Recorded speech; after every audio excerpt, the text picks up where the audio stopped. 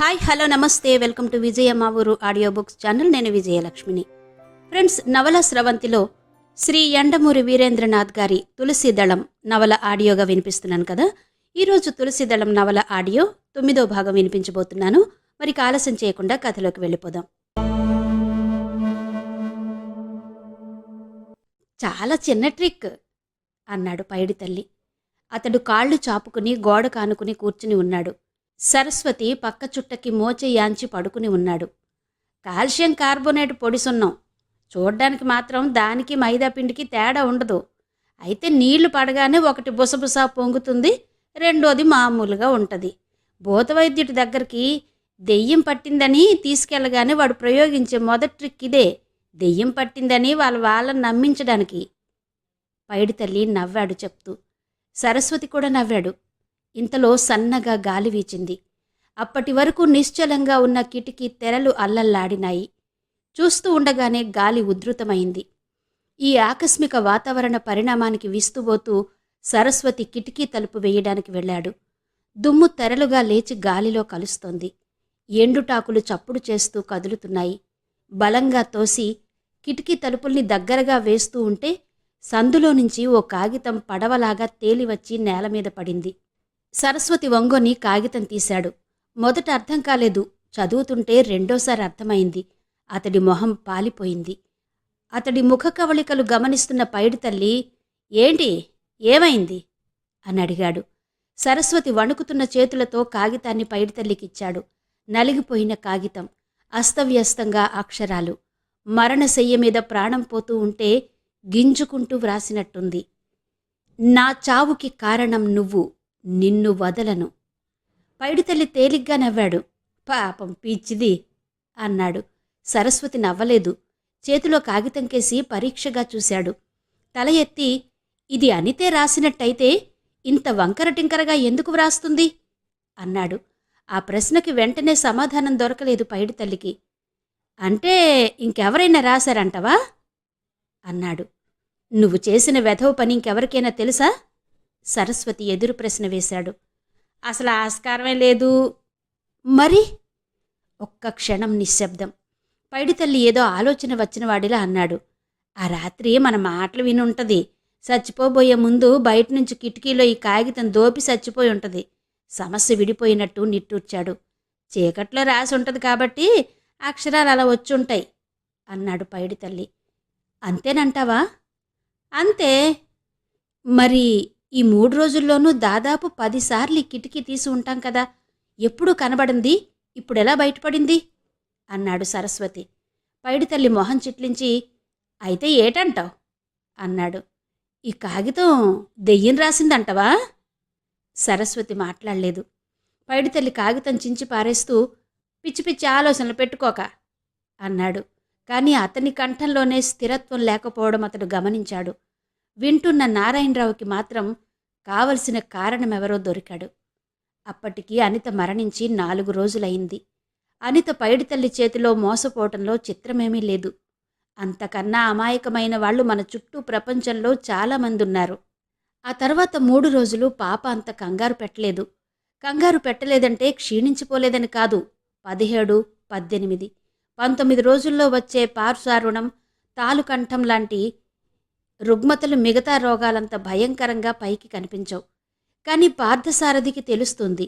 ఉద్ధృతంగా వచ్చిన రోగం 2 రోజుల పాటు ఆకస్మికంగా తెరిపిచ్చిందంటే ఉప్పెనలా వచ్చి కవళిస్తుందన్నమాట. కానీ ఏంటి రోగం? చాలా రోజుల నుంచి అతడికి సమాధానం దొరకడం లేదు.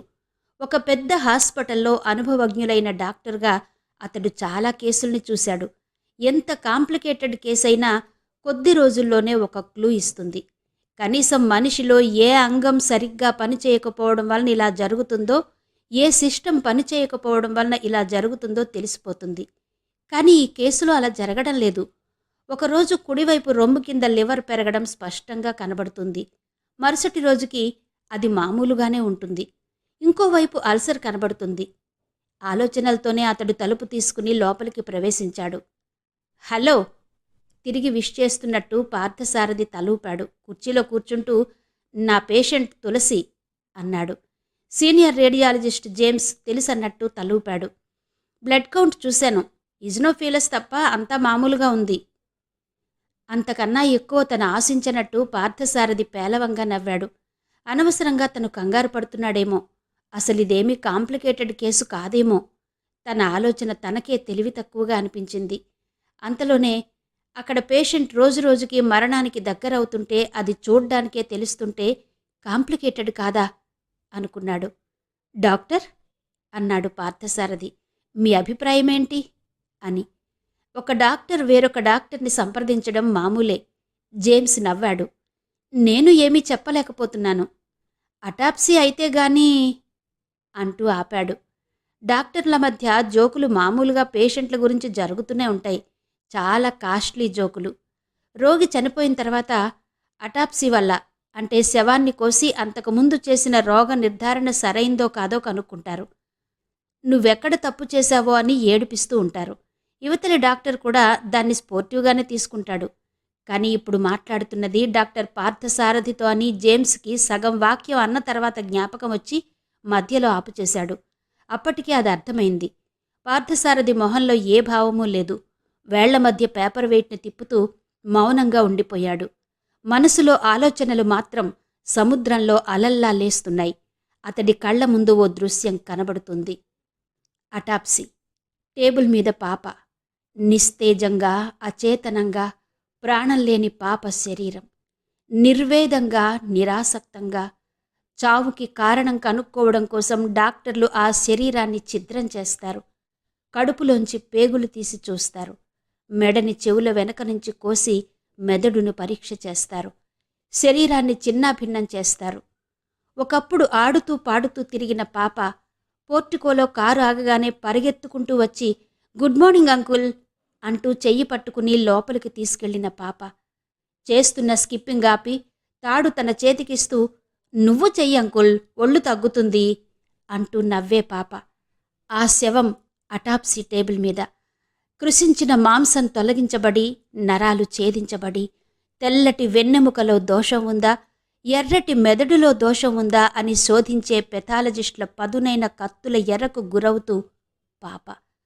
అంతకుముందు 4 గంటల క్రితం వరకు ఆ చిన్ని శరీరంలో కొట్టుకుని బయటకొచ్చిన ప్రాణం ఆ గదిలోనే పరిభ్రమిస్తూ తమను చూసి నవ్వుకుంటుందా, నవ్వుకుని అనుకుంటుందా, హో పిచ్చి డాక్టర్లారా, బ్రతికినప్పుడు నా రోగమేదో మీరు కనుక్కోలేకపోయారు. ఇప్పుడు నా లేత శరీరాన్ని రంపాలతో కోసి ఏం చేసుకుంటారా అని వెక్కిరిస్తుందా? అతడి చేతిలో పేపర్ వెయిట్ బలంగా నలుగుతుంది. తన ఫీలింగ్స్ని కంట్రోల్ చేసుకోవడానికి అతడు చాలా ప్రయత్నం చేశాడు. డాక్టర్ జేమ్స్ అన్నాడు. పార్థసారథి తలెత్తి చూశాడు. కంట్రోల్ యువర్ సెల్ఫ్ అంటూ ఆగాడు. I'm sorry. అప్పుడు చూసుకున్నాడు అతడి ఎడమ బుగ్గ మీదికి జారిన కన్నీటి చుక్కని పార్థసారథి. పగ తీర్చుకుంటానని అన్నాడే గాని ఎలా తీర్చుకోవాలో అతడికి తెలియలేదు. అతడు బలహీనుడు, పైగా మూగవాడు. అనిత చావుకి కారణం పైడితల్లే అని ఎవ్వరికీ చెప్పలేడు నారాయణరావు. తన వ్యధలలో ఉంటూనే అనిత మరణం పోలీసుల వరకు వెళ్లకుండా చెయ్యడం కోసం శ్రీధర్ కష్టపడవలసొచ్చింది. ఈ సమయంలో మళ్లీ దాన్ని పైకి తోడడం అనవసరం అనుకున్నాడు నారాయణరావు. పైడితల్లి ఏ ట్రిక్ ద్వారా అనితని మోసం చేశాడు అన్నది నారాయణరావుకి అనవసరం, అప్రస్తుతం. అతడి వల్లే ఆమె మోసపోయినట్టు రుజువైంది. చాలు, దీనికి పగ తీర్చుకోవాలి. అది అంత కష్టమైన పనేమీ కాదు. చీకట్లో పొంచి ఉండి అతడు రాగానే కత్తితో 2-3 పోట్లు పొడిస్తే సరి, మారు మాట లేకుండా చనిపోతాడు. కాని అతడు అంత సులభంగా చావడం ఇష్టం లేదు. భయంతో కుళ్ళి చావాలి. అనిత తాలూకా స్మృతులు వెంటాడాలి. అప్పుడు చంపాలి. పైడితల్లి మరణం తర్వాత పోలీసులు తనని అరెస్టు చేయొచ్చు. తనకి ఉరిశిక్ష పడొచ్చు. చావుని నవ్వుతూ ఆహ్వానిస్తాడు. తను ప్రేమించిన యువతి చావు కారణమైన వాడి మీద పగ తీర్చుకున్నాక చస్తే మాత్రం ఏ? అయినా మరణమంటే ఏంటి? ఇంకో లోకంలో ఉన్న తన ప్రియురాల్ని కలుసుకోవడమేగా. ఈ లోకంలో మాటలు రాని కారణంగా తనని తిరస్కరించిన ప్రియురాలు పైలోకంలోనైనా తనని ప్రేమిస్తుందేమో. మరణానికి తెగించగానే అతడికి అంతులేని ధైర్యం వచ్చింది. ఇప్పుడు అతని ఆశయం ఒకటే, పైడితల్లిని చంపడం. దానికి ముందు అతన్ని భయకంపితుణ్ణి చేయడం. తన ఆలోచనల్ని అమలు పెట్టడానికి అతను ప్లాన్ చేయసాగాడు. చాలా చిన్న ప్లాన్ అది. డాక్టర్ల మీద, ఇంగ్లీష్ వైద్యం మీద రామయ్యకి నమ్మకం లేదు. అతడు పాతకాలం వాడు, చిట్కాలని నమ్మినవాడు. అందులోనూ అంతకుముందు అతడి నమ్మకం నిజమైంది. కాని రెండోసారి పాపకి చేతబడి కాదు, అది ఇస్మాయిల్ నిర్ణయించడంతో ఏమీ తోచని పరిస్థితిలో పడ్డాడు. మొదటిసారి చేతబడి కాబట్టి రెండోసారి దెయ్యం పట్టి ఉంటుంది అనుకున్నాడు. శారద దగ్గరికెళ్ళి చేతులు నులుముకుంటూ తన అభిప్రాయం చెప్పాడు. ఆమె మాట్లాడలేదు. మాట్లాడడం దాదాపు మానేసి చాలా కాలమైంది. పాప పక్కన కూర్చుని మౌనంగా సపర్యలు చేయడం తప్ప ఇంకేమీ చేయడం లేదు. అది 18వ రోజు. తుఫాన్ రాబోయే ముందు ప్రశాంతతలా ఉంది అక్కడి పరిస్థితి. శారద మనసు బండబారిపోయింది. పాప రోజురోజుకు మరణానికి దగ్గరగా వెళ్లడం స్పష్టంగా తెలిసిన తర్వాత ఆమె ఏడవడం మానేసింది. నిర్లిప్తంగా జరుగుతున్నది చూస్తుంది. అందరూ నిద్రపోయాక ఆ నిశ్శబ్దపు అర్ధరాత్రి మౌనంగా చేతులు జోడించి ఆమె మనసులో దేవుణ్ణి ప్రార్థిస్తూ ఉంటుంది. భగవంతుడా, ఈ చిన్నారి పాపని ఇంతగా బాధ పెట్టకు. నీకంతగా కావాలంటే తొందరగా నీ దగ్గరికి తీసుకెళ్ళిపో. ఇలా నరకయాతన మాత్రం పెట్టకు. కన్నతల్లే అలా కోరుకున్నది అంటే ఎంత బాధని పాప కళ్ళలో చూస్తున్నది ఊహించుకోవచ్చు. ఆ దీపం ఆరిపోతే ఆ ఇంట్లో శాశ్వతంగా అలుముకునే చీకటి గురించి ఆ క్షణం ఆమె ఊహించడం లేదు. ఆ చీకటి శాశ్వతమని ఆమెకు తెలుసు. ఆ భవంతిలో ఇక ఏ చిన్నారి పాప కేరింతలు వినబడవు, ఏ పాప చిలిపి చేష్టలు కనబడవు. అయినా పాప నిశ్చలంగా ఆర్ద్రంగా భరిస్తున్న ఈ బాధ కన్నా శాశ్వత విముక్తే వాంఛనీయం. ఎంత బాధ! ఒక్క క్షణం బాగానే ఉంటుంది, మరుక్షణం బాధతో విలవిల్లాడిపోతుంది. ఎవరో చెళ్ళున కొట్టినట్టు అమ్మా అని అరుస్తుంది దిక్కులు కదిలేలా. మీద కాళ్లేసి తొక్కేసినట్టు మెలికలు తిరిగిపోతుంది. ఏం తాగించినా వెంటనే కక్కుకుంటుంది. తలదిండులో మొహం దూర్చి బాధని పళ్ల బిగువున అదిమిపెట్టి వెక్కి వెక్కి ఏడుస్తుంది. చూస్తున్న వాళ్లు ప్రేక్షకులవుతారే తప్ప ఏమీ చెయ్యలేరు. పాప స్వభావం చిన్నతనం నుంచి అంతే. ఎక్కువ మాట్లాడదు. తన పనేదో తను చేసుకుపోతుంది, నిశ్శబ్దంగా టైం ప్రకారం. చిన్నప్పుడు కూడా ఉయ్యాలలోంచి ఎక్కువ ఏడుపు వినిపించేది కాదు. తల్లికి తెలుసు, ఎంతో బాధ శరీరంలో నరాల్ని మెలితిప్పితే తప్ప ఇంత బాధని ప్రకటితం చెయ్యదని. ఇప్పుడు ఆమెకి స్పష్టంగా తెలుస్తుంది, పాప మరణం తథ్యమని. ఆమె ఆలోచనల్లో ఉండగానే రామయ్య వచ్చి తన అనుమానం చెప్పాడు. ఆమె అవుననలేదు, కాదనలేదు. మౌనాన్ని అంగీకారంగా తీసుకుని అతడు వెళ్ళిపోయాడు. ఆ సాయంత్రం తీసుకొచ్చాడు. వచ్చినవాడు 6 అడుగుల ఎత్తున్నాడు. నల్లగా తుమ్మ ముద్దులా ఉన్నాడు. అడ్డపంచ కట్టాడు. పైన భుజం మీద తుండు వేసుకున్నాడు. రాత్రంతా తాగినట్టు కళ్ళు చింతనిప్పుల్లా ఉన్నాయి. రొమ్ము మీద దట్టంగా బూడిద రాసుకున్నాడు. చెవులకు పోగులు, పూసలదండ, చేతికి కడియాలు. అతడే ఒక దెయ్యంలా కనిపించాడు. రాగానే పాపని చూసి బలంగా శ్వాస వదిలాడు. దెయ్యమే కనబడుతుందిగా అన్నాడు. దెయ్యం పట్టిందని చెప్పి ఎవర్ని తీసుకెళ్లినా భూతవైద్యుడు చెప్పే మొదటి మాట ఇది. కాదు అన్నది అతడి నోటి వెంట రాదు. ఒక గ్లాసులో నీళ్లు తెమ్మని చెప్పి మొలలో నుంచి ఓ పొట్లం తీశాడు. ముసాంబరం పొడి. దాన్ని నీళ్లలో కలిపి పాపచేత తాగించాడు. నిమిషం తర్వాత వాంతయింది. రామయ్య తల మునకలయ్యే ఆశ్చర్యంతో చూస్తున్నాడు. నోట్లో నుంచి మాంసం ముక్క పడడం. ఇంతకన్నా ప్రత్యక్ష తార్కాణం ఏం కావాలి? మంత్రగాడి చేతి వేళ్లు మిషన్ కన్నా వేగంగా కదలడం అతను చూడలేదు. రామయ్య భక్తిగా, ఎంత తొందరగా బాగు చేస్తావు అన్నాడు. ఎంత? సాయంత్రానికల్లా వదిలించెయ్యను, నాకు కావలసినవి అతను చెప్పడం మొదలుపెట్టాడు. నిమ్మకాయలు, కోడి, పసుపు, కుంకుమ వగైరా వగైరా. శారదని అక్కడ్నుంచి వెళ్ళిపోమన్నాడు. ఒక ముంతలో నిప్పు వేసి అందులో ఎండుమిరపకాయలు, మెంతులు పడేశాడు.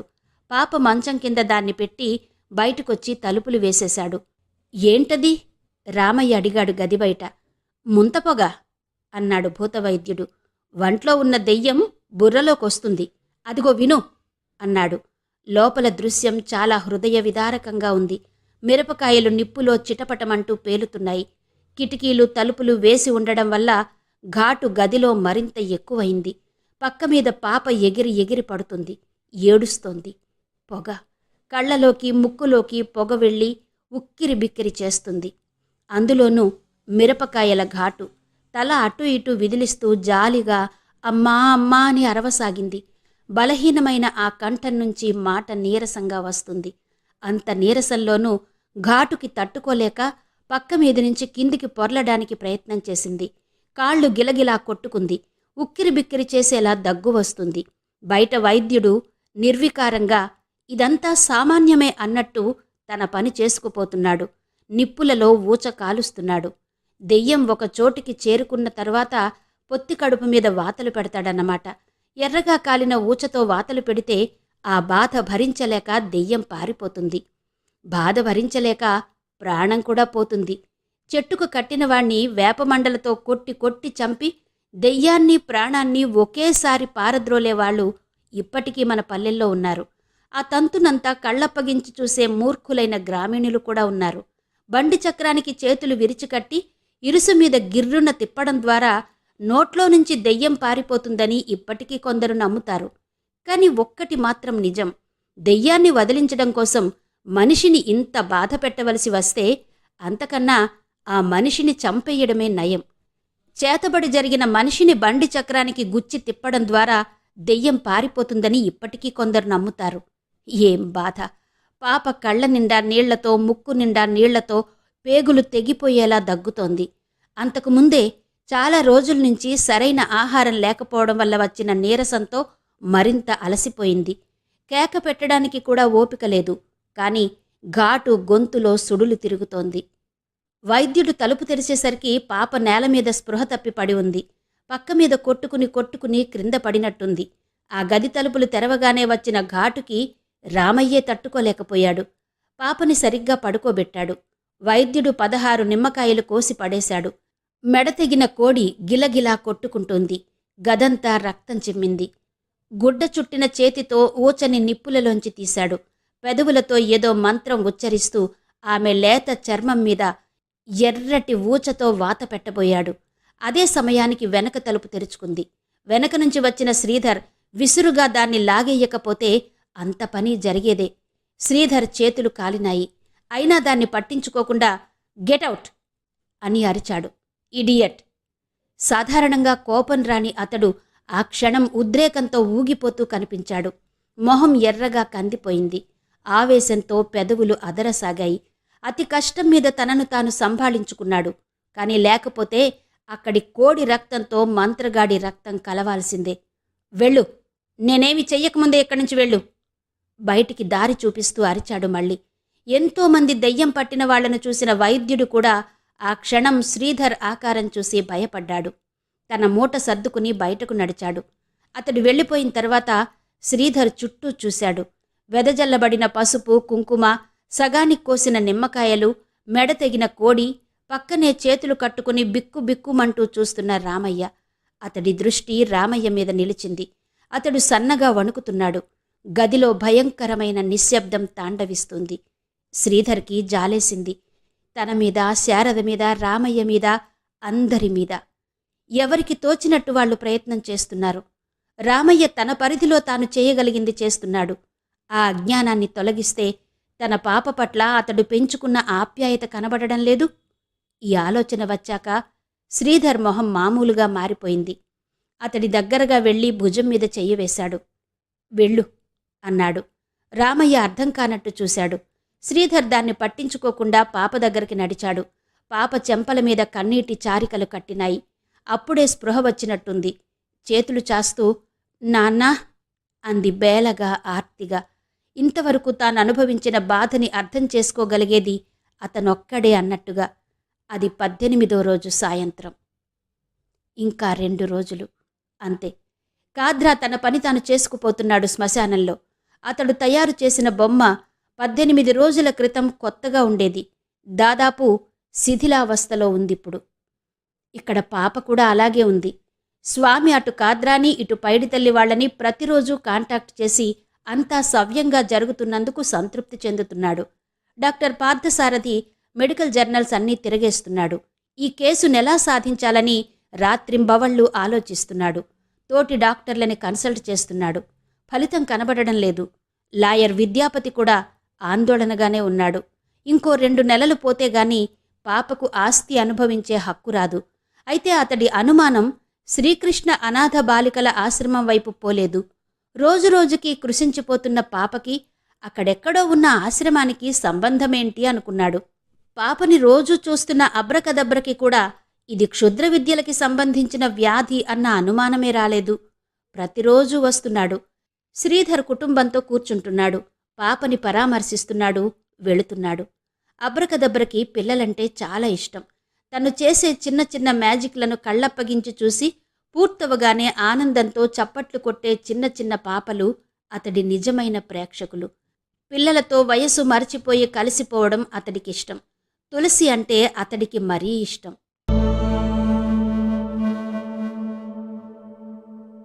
అది 18వ రోజు. తులసి కోమాలోకి వెళ్ళిపోవడానికి ఇంకొక్క రోజే ఉంది. సాయంత్రం 6ంటికి శ్రీధర్ ఇంటికి వెళ్లేసరికి డాక్టర్ పార్థసారథి కూడా అక్కడే ఉన్నాడు. గొట్టంలాంటి సూదిలో ఇంట్రావీనస్ ఇంజెక్షన్ ఇస్తున్నాడు.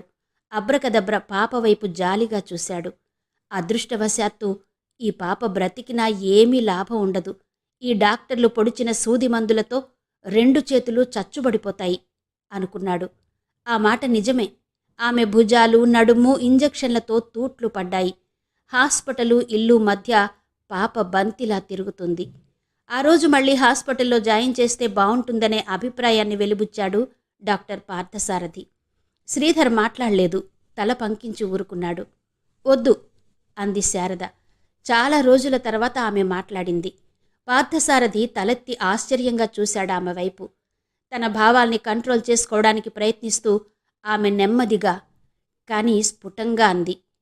ఏం చేస్తారు డాక్టర్? హాస్పిటల్కి తీసుకెళ్ళి మరిన్ని సూదులతో పొడుస్తారు, మరింత బాధ పెడతారు. వెన్నెముకలో నుంచి నీరు లాగుతారు, ముక్కులో గొట్టాలు దూరుస్తారు, చిత్రహింస పెడతారు. ఆమె కంఠం దుఃఖంతో వణికింది. అంతేగా అంది.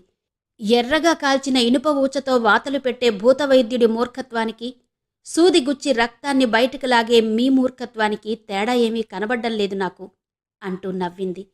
ఆమె కళ్లలో నీళ్లు అలానే ఉన్నాయి. నవ్వుతూనే ఉంది. ఏడుస్తూ నవ్వుతూ నవ్వుతూ ఏడుస్తూ. శ్రీధర్ ఆశ్చర్యంగా శారదా అన్నాడు. ఎప్పుడూ గంభీరంగా నెమ్మదిగా ఉండే తన భార్య ఇలా మాట్లాడడం, ముఖ్యంగా డాక్టరుతో అలా అనడం అతడికి విస్మయం కలిగించింది. ఆమె దగ్గరగా వెళ్లబోయాడు. అప్పటి వరకు అణచిపెట్టుకున్న అగ్నిపర్వతం బద్దలైంది. హిస్టీరియా వచ్చిందాన్లా ఆమె అరిచింది. వెళ్ళండి అని గది గోడల మధ్య ఆమె కంఠం ప్రతిధ్వనించింది. పాప చచ్చిపోతుంది. మీరింకేమీ కల్పించుకోకండి. మీకు చేతులెత్తి నమస్కారం చేస్తాను. పాపని ఇలా వదిలిపెట్టండి. దాన్ని కనీసం చచ్చిపోయేటప్పుడైనా నిశ్చింతగా చచ్చిపోనివ్వండి. సూదులతో గుచ్చి రక్తాన్ని పీల్చి దాన్ని మరింత హింస పెట్టకండి. ఆమె వెక్కి వెక్కి ఏడుస్తూ, ఈ 4 రోజులన్నా పాపని నా దగ్గర పడుకోనివ్వండి అని బావురుమంది. ఆమె దగ్గరగా వెళ్లబోతున్న శ్రీధర్ని పార్థసారథి వారించాడు. ముగ్గురు మౌనంగా బయటకొచ్చారు. జరుగుతున్న పరిస్థితుల్లో ఆమెకి హిస్టీరియా వచ్చినా ఆశ్చర్యం లేదు అనుకున్నాడు అబ్రకదబ్ర. 2 నిమిషాలు ఆమెనలా ఉండనివ్వండి, తర్వాత కన్సోల్ చేద్దురుగాని అని పార్థసారథి అన్నాడు. ఇంకో 2 గంటల తర్వాత నేనొస్తాను అని జరిగిన దాని గురించి చర్చించడం ఇష్టం లేనట్టు అతడు కారు వైపు నడిచాడు. మరుక్షణం అతడి కారు కదిలింది. పోర్టుకో చుట్టూ మసక చీకట్లు ముసురుకుంటున్నాయి. ఆ నీరసంలో స్నేహితులిద్దరూ మౌనంగా ఉండిపోయారు. ఎవరి ఆలోచనల్లో వాళ్ళు. ముందు తేరుకున్నది అబ్రకదబ్ర. నువ్వు లోపలికి వెళ్ళు శ్రీధర్, నేను వెళ్ళొస్తాను అన్నాడు. శ్రీధర్ ఏదో నిద్రలో నుంచి తేరుకున్నవాడిలా తలెత్తి చూసి నెమ్మదిగా తలూపి లోపలికి వెళ్ళిపోయాడు. అబ్రకదబ్ర చేతులు 2 జేబుల్లో పెట్టుకుని మెట్లు దిగాడు. మెట్ల దగ్గర్నుంచి ప్రహారీ గేటు వరకు సన్నటి కాలిబాట ఉంది. గడ్డి, చిన్న తుప్పలు, గోడ పక్కనే దారి. అతడి మనసంతా శూన్యంగా ఉంది. గోడ పక్కనే తల వంచుకుని నడవసాగాడు. 10 అడుగులు వేసి ఆగాడు. తుప్పల్లో ఒక కాగితం సగం కాలినది కనబడ్డది. దానిమీద డియర్ అని ఉంది. అతడికొచ్చిన మొదటి అనుమానం, ఉత్తరాన్ని కాల్చవలసిన అవసరం ఎవరికున్నది అని. వంగి కాగితం తీసి చూశాడు. చేతులతో పట్టుకున్న వేళ్ల భాగం తప్ప చాలా వరకు కాలిపోయి ఉంది ఉత్తరం. మంచులో తడిసిన అక్షరాలు అలుక్కుపోయి ఉన్నాయి. ఉన్నంతవరకు చదివాడు. డియర్ తా ఈ జే బిస్తాపూర్ వెళ్ళి అక్కడ కాద్రాని కలుసు. అనుకున్నట్టే. టెలిగ్రా గ్రాకి ఇవ్వ. అంతే.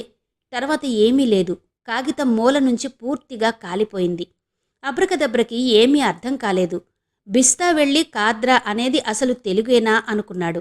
కాగితాన్ని ఉండ చుట్టి పొదల్లోకి విసిరేశాడు. మామూలుగా మళ్లీ ప్యాంటు జేబుల్లో పెట్టుకుని తల వంచుకుని బయటకు నడిచాడు. అదే సమయానికి లాయర్ విద్యాపతి తన కన్సల్టింగ్ రూంలో కూర్చుని పుస్తకాలు తిరిగేస్తున్నాడు. ఇంటి అవుట్ హౌస్నే అతడు తన స్టడీ రూమ్గా మార్చుకున్నాడు. విద్యాపతికి తండ్రి ఇచ్చిన ఆస్తేమీ లేదు. చిన్నతనం నుంచి కష్టపడి చదివి పైకొచ్చాడు. ప్రాక్టీస్ పెట్టిన మొదటి 2 సంవత్సరాలు అంత బాగాలేదుగాని ఒకరోజు అతడు కోర్టులో వాదిస్తుంటే రాబర్ట్ చూసి అతడిలోని చురుకును గుర్తించాడు. ఆ తర్వాత అతడు J&Jకి కన్సల్టెంట్గా నియమించబడ్డాడు. దాంతో అతడి స్థితి మారింది. 5 సంవత్సరాలు తిరిగేసరికల్లా మంచి లాయర్ అని పేరు తెచ్చుకున్నాడు. అతడు మంచి స్థితిలోకి వచ్చాక కూడా తన పూర్వపు జీవితం గురించి మర్చిపోలేదు. బీదవాళ్లకి, కష్టపడి చదువుకునే అనాథలకి చేతనైన సాయం చేస్తూనే ఉన్నాడు. శ్రీధర్తో అతడి పరిచయం ఈనాటిది కాదు. శ్రీధర్ కూడా అతడిలాగా చిన్నప్పటి నుంచి కష్టపడి వచ్చినవాడు. J&J డైరెక్టర్ అయినా ఆ గర్వం లేకపోవడం విద్యాపతిని అతడికి దగ్గరకు చేర్చింది. ఇప్పుడు శ్రీధర్ కుటుంబానికి వచ్చిన కష్టం పట్ల వ్యధ చెందుతున్న వాళ్లలో అతడు కూడా ఒకడు. అతడు తన కన్సల్టింగ్ రూంలో కూర్చుని కేస్ లాస్ చదువుతుండగా బాయ్ వచ్చి అతడి కోసం ఎవరో వచ్చారని చెప్పాడు. క్లయింటా? అడిగాడు. ఒక ఆవిడ సార్. రమను. 2 నిమిషాల తర్వాత ఒక ఆమె వచ్చింది. 45 ఏళ్లుంటాయి. విధవరాలు. వచ్చి నమస్కారం చేసింది. కూర్చోండి అన్నాడు. పర్వాలేదండి. ఆమె నిలబడే అంది.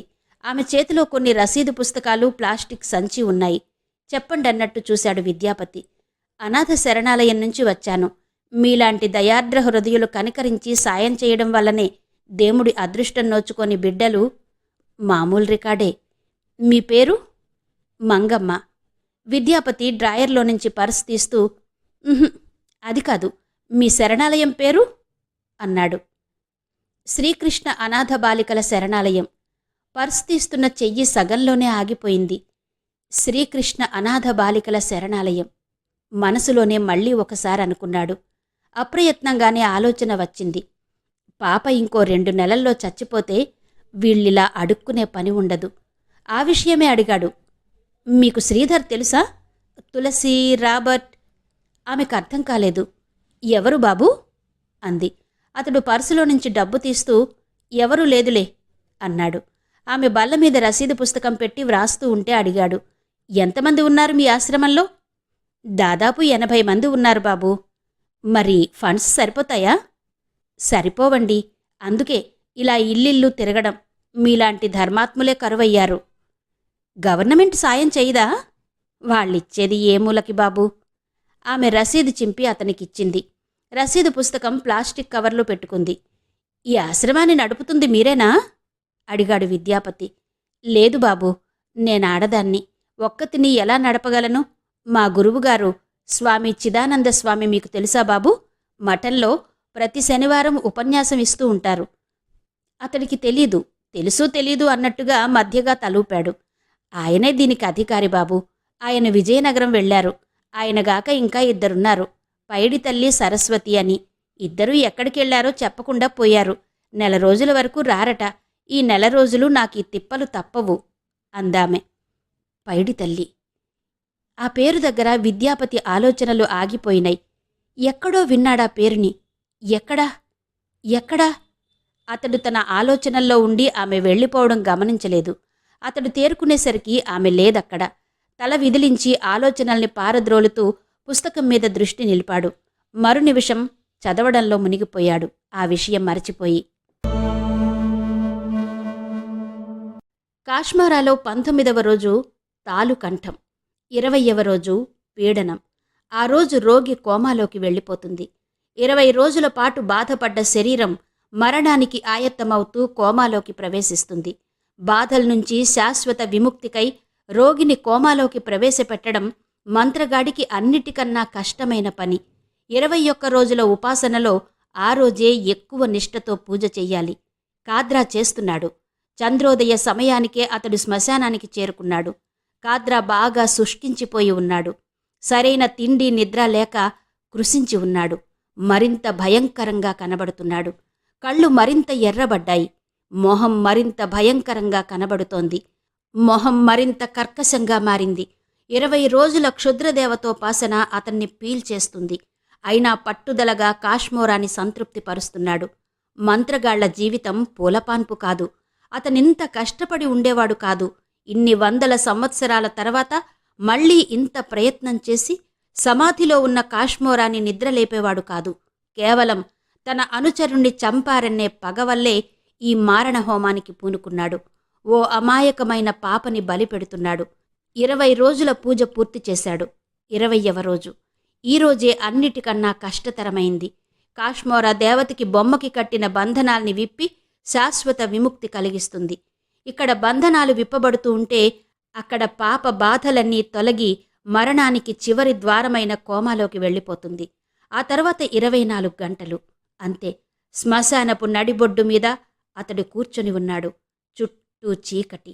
ఎప్పుడూ పెద్ద స్వరంతో మంత్రాలు చదువుతూ ఆర్భాటాలు చేసే అతడి గొంతు ఈరోజు మౌనం వహించింది.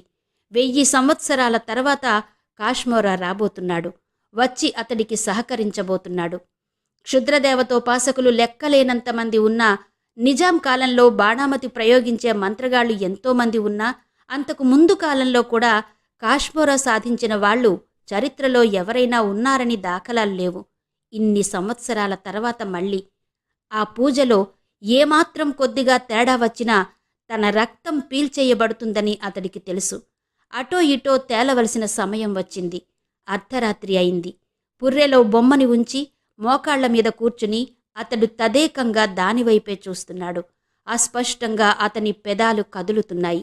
ఆ శ్మశానంలో ప్రకృతి కూడా జరగబోయే దారుణం తలుచుకుని భయపడుతున్నట్టు మౌనంగా ఉంది.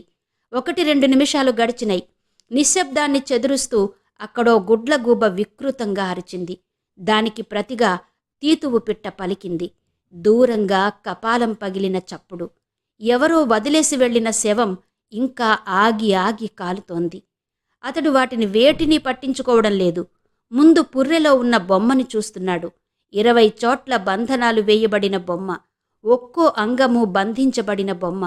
సమయం ముందుకు గడుస్తున్న కొద్దీ అతడిలో ఆతృత ఎక్కువవుతుంది. దిగులు పెరుగుతుంది. పెదవులు మరింత వేగంగా కదులుతూ మంత్రాలు చదువుతున్నాయి. దూరంగా ఎక్కడో 12 గంటలు కొట్టిన చప్పుడు. అప్పటి వరకు ఆవేశంగా ఊగిపోతున్న అతడు చప్పున ఆగిపోయాడు. కళ్ళు పెద్దవి చేసి చీకట్లోకి చీల్చి చూశాడు. పుర్రెలో బొమ్మ కదులుతోంది. నెమ్మదిగా కదులుతోంది. కాశ్మోరా వచ్చాడు. స్వయంగా బంధాలు విప్పి తన నైవేద్యాన్ని భక్షించడానికి కాశ్మోరా వచ్చాడు. కాద్రా అటే చూస్తున్నాడు. పుర్రెలో బొమ్మ ఎవరో తోసినట్టు పక్కకు పడింది.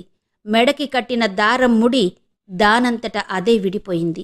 తర్వాత చేతులకి కట్టింది, కాళ్లకి కట్టింది. వరసగా ఒక్కొక్కటి.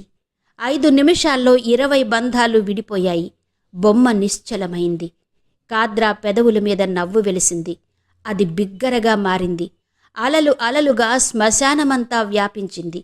చాలా కాలం తర్వాత నవ్వు. అక్కడ అదే సమయానికి పాప కోమాలోకి ప్రవేశించింది. పని పూర్తి చేసుకున్న కాద్రా తన ఆసనం మీద నుంచి లేచాడు.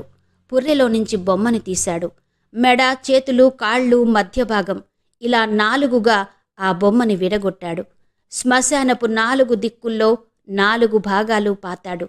ఆ మరుసటి రోజు ఆ 4 భాగాల్ని వెలికి తీసి హోమంలో వేయడం ద్వారా కర్మ పూర్తవుతుంది.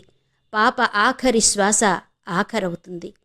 కాద్రా పని పూర్తి చేసి ఇంటికొచ్చేసరికి స్వామి ఎదురు చూస్తున్నాడు. అంతా అయిపోయింది. ఇక చేయవలసిందల్లా కుంతలా భస్మ నిమజ్జనం. ఇదే సమయానికి అక్కడ అది జరిగి ఉండాలి అన్నాడు కాద్రా. స్వామి తలూపి, నిన్నే చెప్పాను, ఈ పాటికి సరస్వతి ఆ పని చేస్తూ ఉంటాడు అన్నాడు. 21వ రోజు చేతబడి చేయబడిన వాని వెంట్రుకలు 7 తీసి శ్మశానంలో వాటిని కాల్చి ఆ బూడిదని నల్లపిల్లి రక్తంలో కలపాలి. అదే సమయానికి ఇక్కడ పాప వెంట్రుకల్ని కాలుస్తున్నాడు. అయితే స్వామి అన్నట్టు ఆ కాలుస్తున్నది సరస్వతి కాదు, పైడి తల్లి. అందుకు కారణం తెలుసుకోవాలంటే ఒకరోజు వెనక్కి వెళ్ళాలి. ఇంతవరకు శ్రీ యండమూరి వీరేంద్రనాథ్ గారి తులసిదళం నవల ఆడియో 9వ భాగం విన్నారు కదా. మరి ఈ ఆడియో మీకు నచ్చిందనే అనుకుంటున్నాను. నచ్చితే గనక తప్పకుండా లైక్ చేయడం మాత్రం మర్చిపోకండి. అలాగే ఈ ఆడియో మీద మీ అభిప్రాయాల కోసం ఎదురు చూస్తూ మళ్ళీ వచ్చే భాగంలో కలుసుకుందాం. అంతవరకు సెలవు. నమస్తే.